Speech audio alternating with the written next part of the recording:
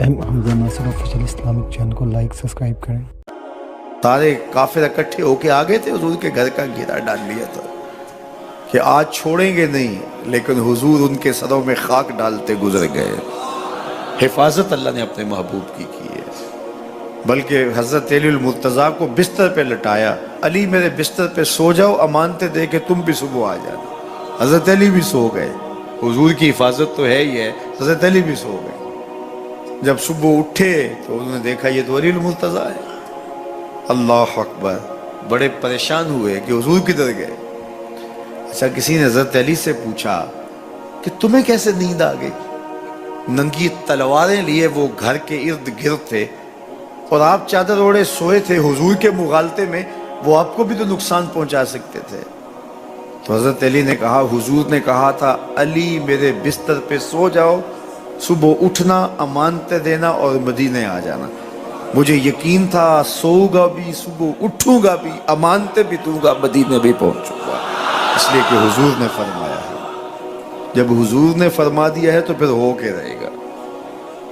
جب حضور ہجرت کرتے ہوئے جا رہے تھے نا، 100 سرخ اونٹ حضور کی گرفتاری کے لیے نام رکھا ہوا تھا۔ سراقہ بن مالک یہ حضور کو گرفتار کرنے کے لیے آگے بڑھا اور اس کی لالچ یہ تھی کہ اتنا بڑا انعام ہے، مجھے مل جائے گا، لیکن اس کی سواری گھٹنوں تک دنس جاتی ہے، معذرت کرتا ہے، پھر ارادہ بدلتا ہے، پھر یہی ہوتا ہے۔ تیسری مرتبہ بھی جب ایسا ہوا تو سمجھ گیا کہ یہ تو میرے بس کا روگ نہیں ہے۔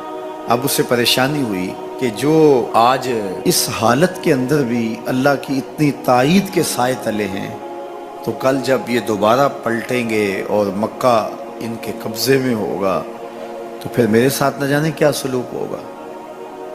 تو کہا کہ حضور مجھے امان لکھ دیجئے۔ تو حضور نے کیا فرمایا، سراقہ تو مجھے گرفتار کرنا چاہ رہا ہے، میں تیرے ہاتھ میں کسریٰ کے کنگن دیکھ رہا، میں تیرے ہاتھ میں کسریٰ کے، اس وقت کی سپر طاقت تھی کسریٰ، تو فرمایا میں تیرے ہاتھوں میں کسریٰ کے کنگن دیکھ رہا ہوں۔ تو حضور سے انہوں نے باقاعدہ امان لکھوا لی۔ اللہ اکبر۔ حضرت عمر کا زمانہ ہے، ایک جنگ میں حضرت سراقہ بن مالک بھی تھے، تو کافر قلعہ بند ہو گئے، اور یہ جب ان کے اوپر حملہ آور ہوتے ہیں تو وہ اندر سے پتھر پھینکتے ہیں، فصیل عبور نہیں کی جاتی۔ تو سراقہ بن مالک کہنے لگے کہ مجھے آپ منجنیق میں ڈال کر کے ان کے قلعے کے اندر پھینک دو اور میں اندر سے جا کے دروازہ کھول دوں گا، تو پھر تم آ جانا۔ تو لوگوں نے کہا سراقہ کیا بول رہے ہو؟ وہ بڑی غلیل کی طرح منجنیق ہوتی ہے، کہا اس میں ڈال کے تجھے پھینکیں گے، جب تو گرے گا تیری ہڈیاں باقی نہیں بچیں گی، پھر وہ تلواریں لیے کھڑے ہیں تجھے زندہ چھوڑیں گے۔ تو حضرت سراقہ نے کہا مجھے کچھ نہیں ہوگا، اس لیے کہ حضور نے کہا تھا تیرے ہاتھوں میں کسریٰ کے کنگن دیکھ رہا ہوں، ابھی تک کنگن نہیں آئے، جب تک کنگن نہیں آتے موت آ ہی نہیں سکتی ہے۔ یہ یقین تھا ان کا، یہ اذعان تھا ان کا۔ تو حضور کی حفاظت اللہ نے اپنے ذمہ کرم پہ لی ہے۔ سوال یہ ہے کہ باقی بھی اللہ کے سچے نبی ہیں، ان کی حفاظت اللہ نے اپنے ذمہ کرم پہ کیوں نہیں لی، اور حضور کی حفاظت اپنے ذمہ کرم پہ کیوں لی؟ باقی بھی کتابیں اللہ کی سچی منزل من اللہ کتابیں ہیں، ان میں تحریف راپ آ گئی، لیکن قرآن مجید کی حفاظت اللہ نے اپنے ذمہ کرم پہ لی۔ کیوں؟ تو اس کا جواب یہ ہے کہ اگر کوئی نبی شہید ہو جاتا ہے تو نیا نبی آنے والا ہے، اس کی جگہ کو پر کر دے گا۔ اگر کسی کتاب میں تحریف راپ آ جاتی ہے تو کوئی بات نہیں، نئی کتاب نازل ہونے والی ہے۔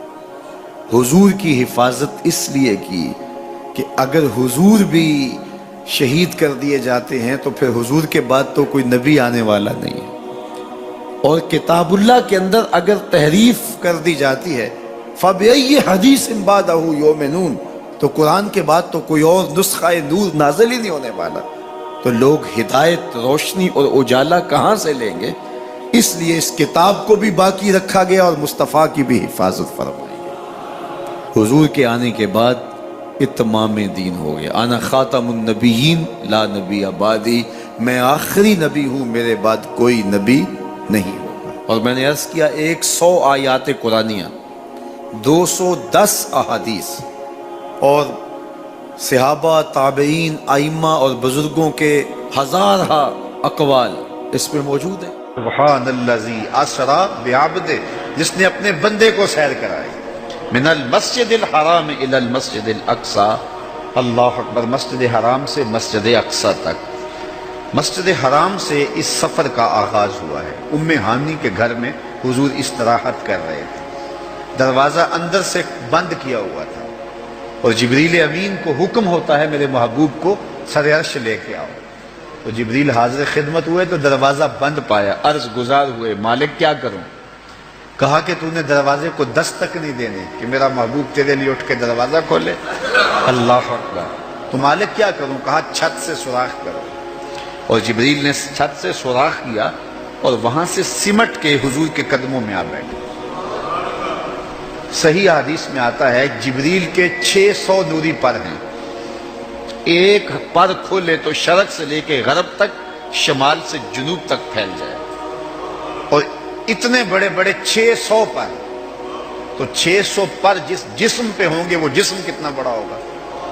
معراج کی شب چھوٹے سے سوراخ سے آیا، دنیا کو بتایا کہ محبوبوں کے در پہ آئیں تو بڑے ہو کے نہیں چھوٹے ہو کے آیا کرتے ہیں. تیرے ہندیاں سندیاں محبوبہ، اگر آپ کی توجہ ہو تو تیرے ہندیاں سندیاں محبوبہ، میں کافر ہوا جے میں ہوا. اپنے وجود کی جب تک نفی نہیں نہ کی جاتی کچھ ملتا ہی نہیں ہے. جبریل سمٹ کے حضور کے قدموں میں آ بیٹھا. محبوب اب بھی سوئے ہوئے. اللہ اکبر. تبارک اللہ شان تیری، تجھی کو زیبا ہے بے نیازی. کہیں پہ جوش لن ترانی، کہیں تقاضے وصال کے. کوئی کوہ طور پہ جا کے کہہ رہا ہے رب ارنی انظر الیک، مالک دیکھنا چاہتا ہوں نقاب اٹھا دے. جواب ہوتا ہے نہیں نہیں تم نہیں دیکھ سکتے. اور ادھر محبوب سویا ہے، جبریل حاضر خدمت کھڑا ہے. محبوب اٹھو، رب انتظار کر رہا ہے. وہ جبریل قبل قدمہ، میرے محبوب کے قدم چوم لے. تو جبریل نے اپنے کافوری ہونٹ حضور کے قدموں پہ رکھ دیے. قبل تفعیل ہے، تفعیل کثرت ماخذ چاہتا ہے، یعنی اس کا معنی یہ نہیں کہ ایک بار چوم، اس کا معنی ہے بار بار چوم. تو جبریل حضور کے قدم چوم رہے ہیں. بشرط چادر تان کے ستا، نور چمے پہ تلیاں. بشرط چادر تان کے ستا، نور چمے پہ تلیاں. جس دی خاطر سجیاں ہویاں نے عرش بری دیاں گلیاں.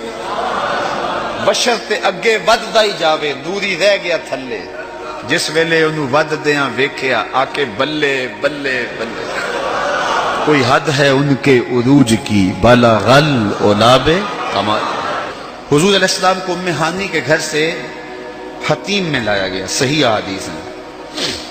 حتیم میں لا کر حضور کے صدر انور کو چاک کیا گیا، اور قلب اطہر حضور کے سینے سے نکال کر کے ایک تشتری میں رکھ کے آب زمزم سے غسل دیا گیا. اور حضور فرماتے ہیں یہ سارا منظر میں کھلی آنکھوں سے دیکھ رہا ہوں. حضرت امام بدر الدین عینی علیہ رحمہ عمدۃ القاری شرح صحیح بخاری کے اندر لکھتے ہیں کہ جو ہی حضور کے قلب اطہر کو دیکھا تو جبریل اشش کر اٹھے. انہوں نے لفظ کیا کہے، قلب وقیع فیہ عینان تبصران و اذنان تسمعان. واہ واہ کیسا دل ہے جس میں 2 آنکھیں ہیں جو دیکھتی ہیں، 2 کان ہیں جو سنتے ہیں. حضور کا دل عام لوگوں کے دلوں کی طرح نہیں ہے. اعلیٰ حضرت نے جو قصیدہ سلامیہ لکھا ہے، جو عموماً مساجد میں نماز جمعہ کے بعد پڑھا جاتا ہے، تو اس میں آپ نے ایک تو حضور کے معجزات کا ذکر کیا ہے، اور دوسرا اس قصیدہ سلامیہ میں حضور کے ایک ایک عضو بدن پہ سلام پڑھا ہے. کبھی انگلیوں پہ سلام، نور کے چشمے لہرائیں دریا بہیں، انگلیوں کی کرامت پہ لاکھوں سے. کبھی ہاتھوں پہ سلام، ہاتھ جس سمت اٹھے غنی کر دیا، موج بحر سماحت پہ لاکھوں سلام. کبھی بازوؤں پہ سلام، جن کو بارے 2 عالم کی پرواہ نہیں، ایسے بازو کی قوت پہ لاکھوں سلام. کبھی ہونٹوں کو سلام، پتلی پتلی گلے قدس کی پتیاں، ان لبوں کی نزاکت پہ لاکھوں سلام، کبھی حضور کے سر انور کو سلام جس کے آگے سرے سربراہ خم رہے، اس سرے تاج عزت پہ لاکھوں سلام۔ ایک ایک عضو بدن پہ سلام پڑا ہے، تو ایک ایک عضو پہ سلام پڑھتے پڑھتے جب اعلی حضرت حضور کے دل پہ آئے تو اعلی حضرت کا قلم رک گیا۔ اور اب اعلی حضرت کی یہاں بولی دیکھیے، یہاں آئے تو بولے دل سمجھ سے ورا، ایک ایک عضو کی بات کی ہے، احادیث بھی ملتی ہیں، اب حضور کے دل کے بارے میں کیا لکھوں؟ اعلی حضرت بولے دل سمجھ سے ورا، مگر یوں کہوں گنچائے راز وحدت پہ لاکھوں سلام۔ یہ اللہ کے رازوں کا امین ہے حضور کا قلب اطہر۔ اللہ اکبر، کائنات کی سب سے بڑی حقیقت حضور کا قلب اطہر، وہ دل جس میں خدا کے جلوے سموئے ہوئے۔ اللہ اکبر۔ حضور فرمایا تنام عینایا ولا ینام قلبی، لوگوں سنو، میری آنکھیں سوتی ہیں، میرا دل نہیں سوتا۔ حمزہ ناصر آفیشیل اسلامک چینل کو لائک سبسکرائب کریں۔